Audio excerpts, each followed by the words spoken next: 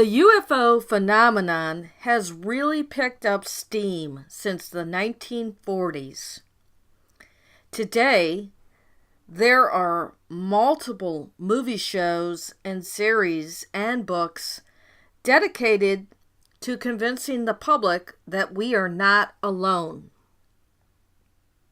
But is there any accuracy to this assumption? I've been studying the history of UFOs and abductions, and it is a long one, going back to mythological times. It always involves some sort of reproduction program where hybrids are made between a god, goddess, alien, and a human. The human is generally never hurt and is put back into their world.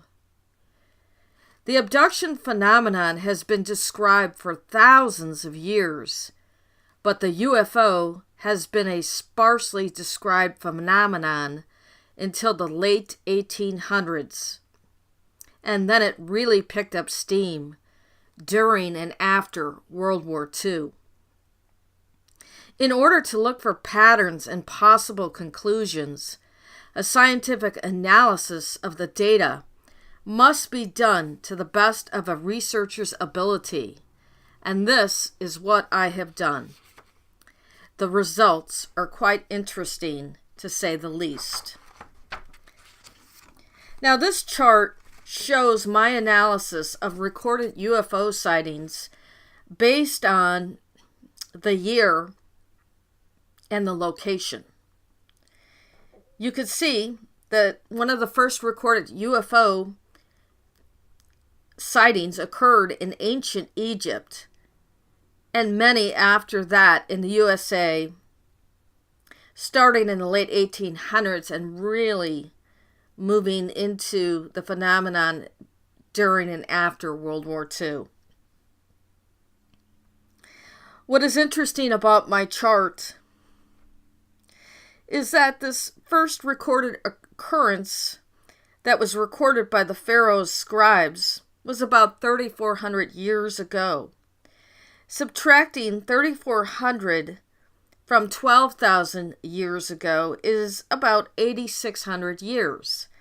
The significance of that number is that it almost equals the amount of years for 70 generations, which is attributed to 120 years per generation, which is a biblical and Semitic reference to the imprisonment of fallen angels inside the earth because of their interbreeding with humans and the problems that it caused.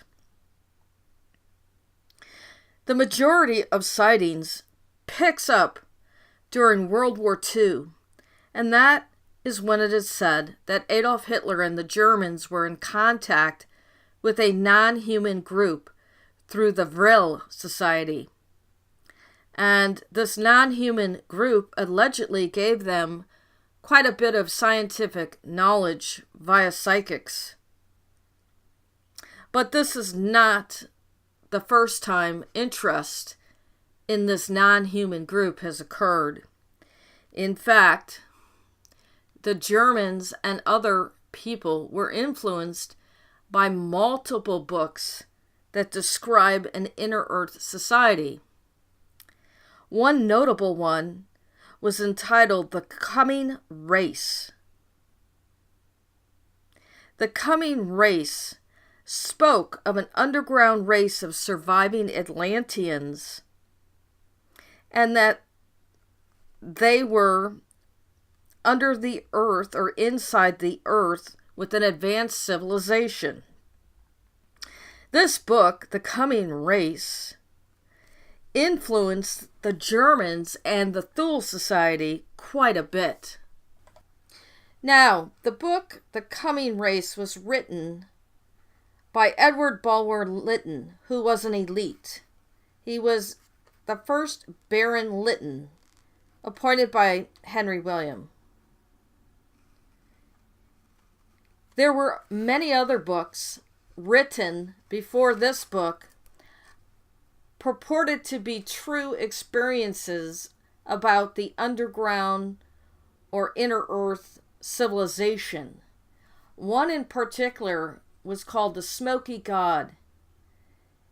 The narrator, Olaf Jansen, voyaged through a polar opening in 1829 with his father and spent 2 years in a strange underground world that he believed was the original Garden of Eden.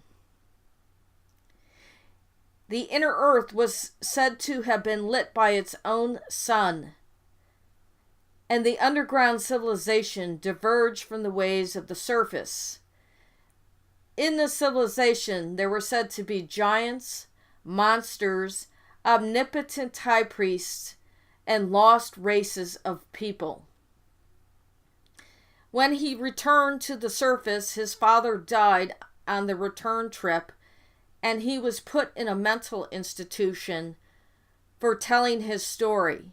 It wasn't until years later that he found an author to write his story named Willis George Emerson.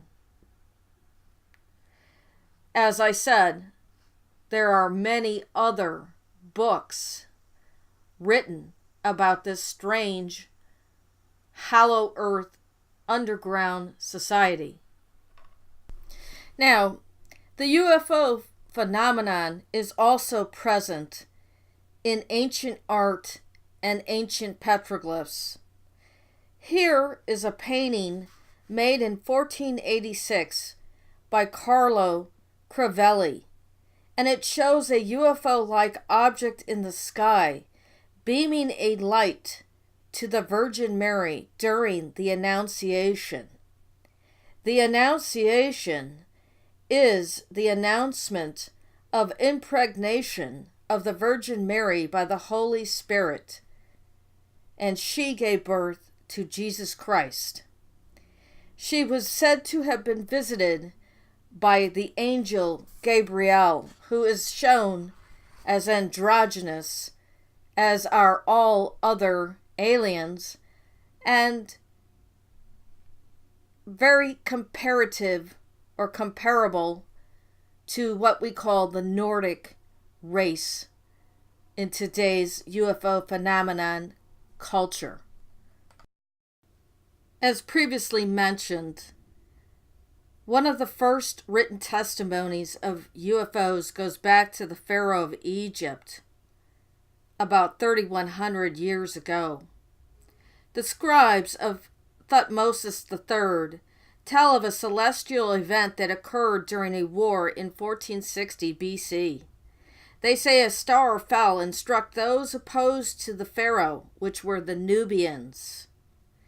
The star positioned over them and then fell upon them. It went behind them and lit them like a fire or light behind them. The Nubians fled, absolutely frightened. The miracle was attributed to the god Amon, and Thutmose considered himself a son of the god Amon. This is allegedly written on the stela of Gobel Barkel. Now, Thutmose III belonged to the 18th dynasty. This dynasty included the pharaoh Akhenaten. This dynasty succeeded the 17th dynasty that had kicked out the Hyksos troublemakers and reunited Egypt after a 30-year war. What is interesting is that the succeeding pharaoh Akhenaten thought that he heard voices telling him to create a monotheistic religion dedicated to the Aten. The Aten sometimes is referred to as a sun disk, but is it really a sun disk? His religion failed. After his death, the succeeding pharaohs brought back the old religion, but this was short-lived as Semitic monotheism has taken over the planet almost completely. Did Akhenaten hear voices telepathically telling him to create a new order, and thus it was finally carried out by crown-eyed priests? It is also interesting to note that many of these pharaohs have skulls that are abnormal. They are long and elongated, and these pharaohs are presented as taller than the average human, almost giant-like. Were they hybrids, Nephilim, put on the surface to control the human race? And when the old religions had been worn out, a new religion and new order had to be created to control those on the surface through the hybrids? These are questions that must be asked. Those that are familiar with my Hidden Human Story work know that I have exposed and uncovered the story of the Cronides and have shown several written timelines that indicate that these ancient gods and goddesses were walking around on the planet anywhere from 12,000 to 15,000 to maybe even 25,000 years ago. They too had special abilities and were able to telepathically control humans. The story of Dionysus, who is also Osiris, and the pirates is one such example. He had been kidnapped as a boy by several pirates who put him into slavery. Chained and on the ship, he affected all of the minds of the crew except for the captain and made them believe that they were fish and dolphin and jump off into the water and drown. The captain of the ship recognized his godlike status and repented and brought him back to his freedom. As I've also mentioned before, many of these gods and goddesses were involved in the abduction of multiple human women and sometimes human men, oftentimes creating Nephilim or demigods, hybrids, who went on to found cities and create new orders and rule and guide humans. It is said that some of these gods and goddesses, such as Cronus and the Titans, were forced to go into Tartarus, which is the underground. It is also written in the Nag Hammadi library that the equivalent of Cronus, per my research being the demiurge, was androgynous, and so were the children and angels that he created. And when they mated with human women, they created Nephilim.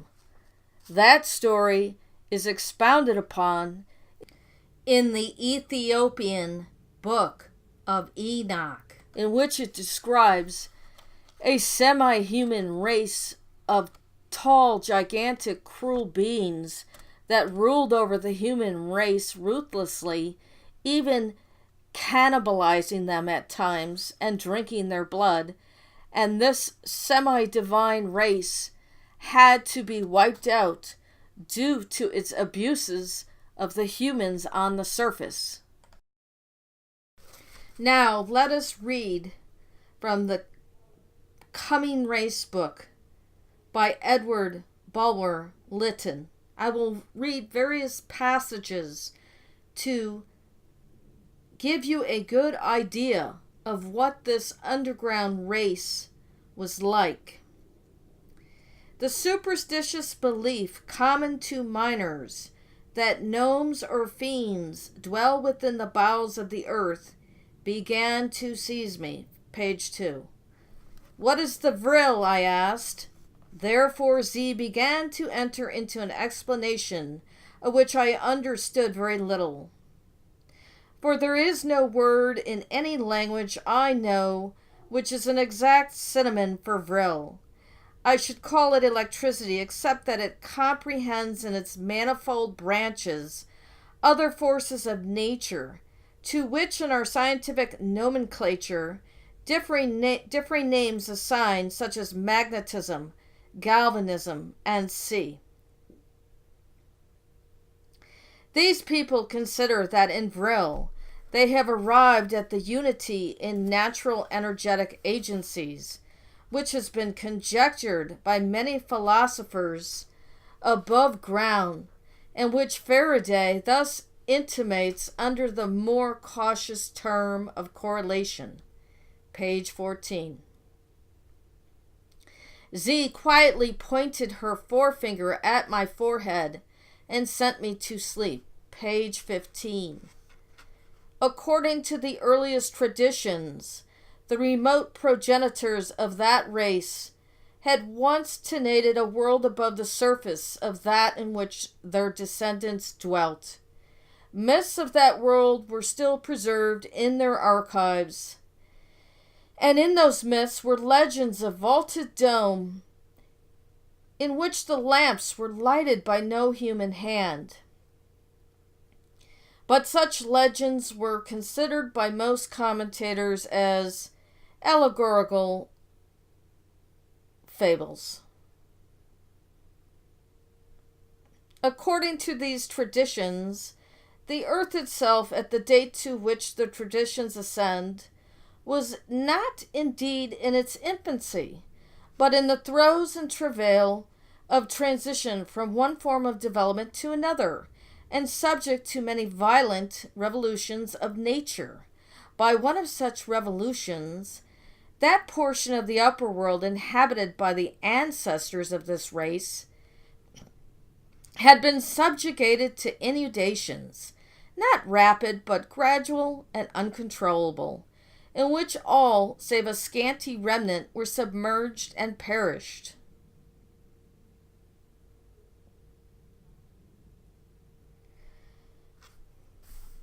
According to the account I received from Z, who, as an erudite professor of the College of Sages, had studied such matters more diligently than any other member of my host family, this fluid is capable of being raised and disciplined into the mightiest agency over all forms of matter, animate or inanimate. It can destroy like the flash of lightning, yea, differently applied.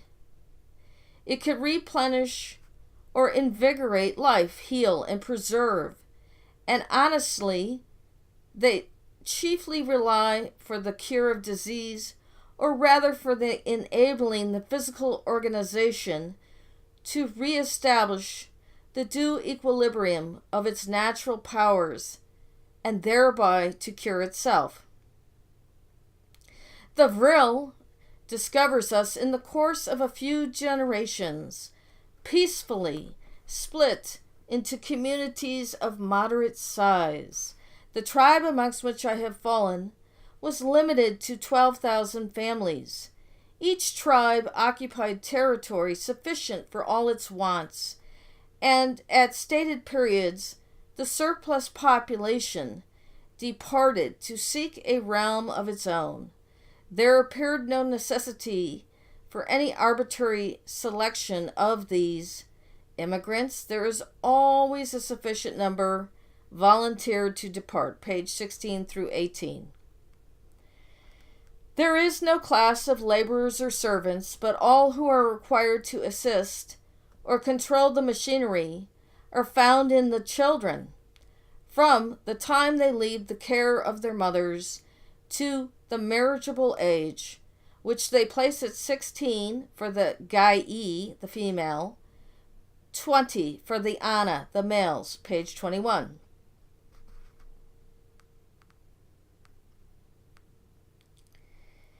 They assert that the full exercise of vril power can only be acquired by the constitutional temperament, i.e., by hereditarily transmitted organization, and that a female infant of 4 years old belonging to the Virilya races can accomplish feats which a life spent in its practice would not enable the strongest and most skilled machination born out of the pale of the Virilya to achieve. Page 38.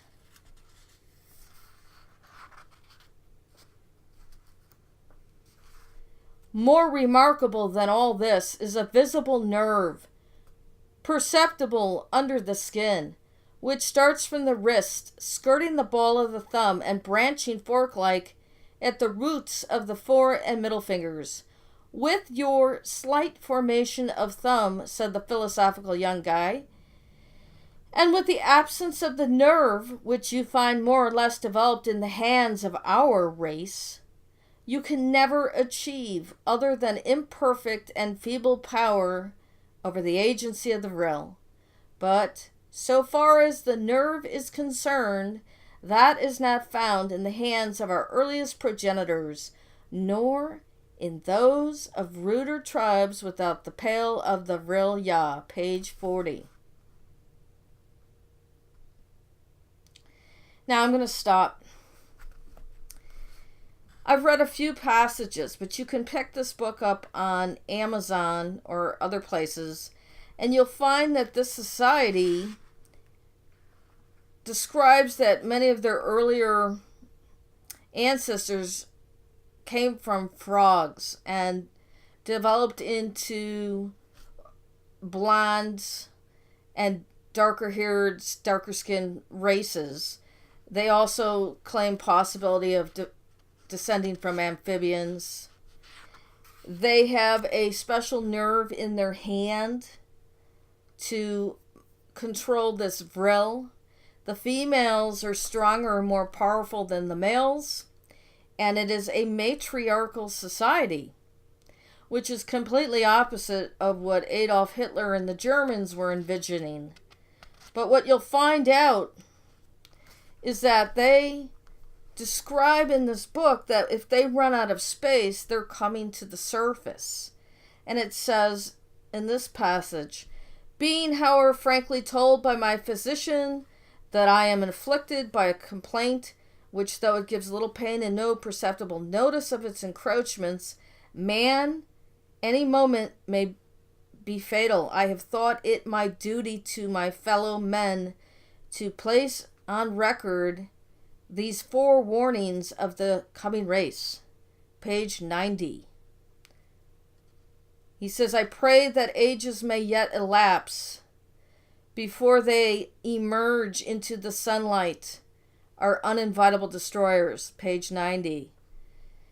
So, it's interesting because this is what the basis of a lot of this occultism and Vril Society and Thule envisions, and they all wanted this power, this ability to manipulate matter, which this book says we don't have the physical nerve, the component in our hand to do what they do. Now, if you look at religious characters such as Jesus Christ, he healed by the touch of his hand and his mind. It is also interesting to note that modern day abductees who describe how they are controlled are often controlled by hybrids that put their hand or fingers on their forehead. In a book written by Dr. David M. Jacobs called Walking Among Us, the Alien Plan to Control Humanity, he goes into quite a bit of detail about various alien abductees describing what had happened to them and how they were controlled.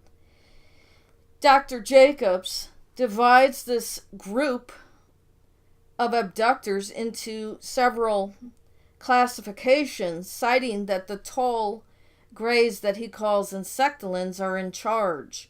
Then these smaller greys, who are basically a worker race, and the hybrids, who are the Nordics. And the hybrids seem to have a little bit more power than these smaller grays. And they're telepathic, just as the insectolins are, and able to control humans through the touch of their hand or telepathy, via telepathy. On page 39 of Dr. Jacobs' book, he says, abductees reported that aliens had told them that soon everyone will be together. The abduction phenomenon is intergenerational. The children of abductees often themselves report being abductees, as do their children. Page 13.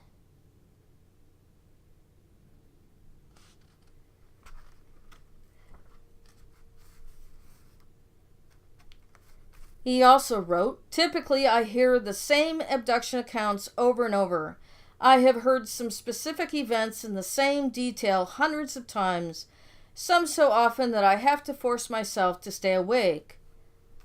But that's so terrific. Repetitive quality is critically important for verifying accounts. Page 7. I described tall insect-like beings, reptilian-like beings, and gray aliens as a result of my ongoing research, and at the risk of confusion, I have revised this nomenclature and classification, labeling insects, insect-like beings, insectolins, reptilian-like beings, reptilians, gray aliens simply as grays. I have also refined the alien hybrid taxonomy. All hybrids are still aliens. However, no matter how hybridized they become, likewise, I previously identified early-stage hybrids. Page 19. An example of the perils of confabulation is telepathy. Communication among beings on board UFOs is consistently said to be telepathic. Page 5. Just as important, all aliens can control human or human thoughts and behavior from a limited distance without neural engagement. By gazing into an abductee's eyes from a few inches away, or even touching foreheads, they can lock into the optic nerve and, using it as a conduit, stimulate various neural sites within the brain, causing that person to see or think or physically do whatever they want. Page 19. So there you have it. You have multiple books over the last several centuries. You have all of the oral tradition in mythology of abductions, the constant description of ability to control the human mind telepathically or through looking at them in the eyes or touching their forehead. We have the same group of description of these insectolins and grays, often described as demons. Then you have an androgynous angel, which today we call the Nordic. Again and again and again, the same description is given. The same objective is given, which is creating this hybrid and telling the human race, soon we're all going to be together on the surface. In the Bible, you could read the book of Revelations and see that it is very similar to this description as well. In fact, it talks about the resurrection of the human body and the transfiguration. Humans will be different. So it is quite clear that all of these things are speaking about the same thing. And rather than looking up in the sky, which is what we've been programmed to do, we need to look below our feet to find the answers, because you've been given hints by people that The earth is hollow and has entrances at the poles. You've been told over and over in mythology that there's a Tartarus, an abyss, and that is where these angels are going. You've been told that things will come from the sky, but it doesn't mean they're coming from outer space. It's now time to make those connections. Thank you. Now you can continue looking at my research at my Hidden Human Story site. I have several books for sale online. I have a movie, Bad Billy Brown, and I will continue with this series as I find more of the data. Thank you.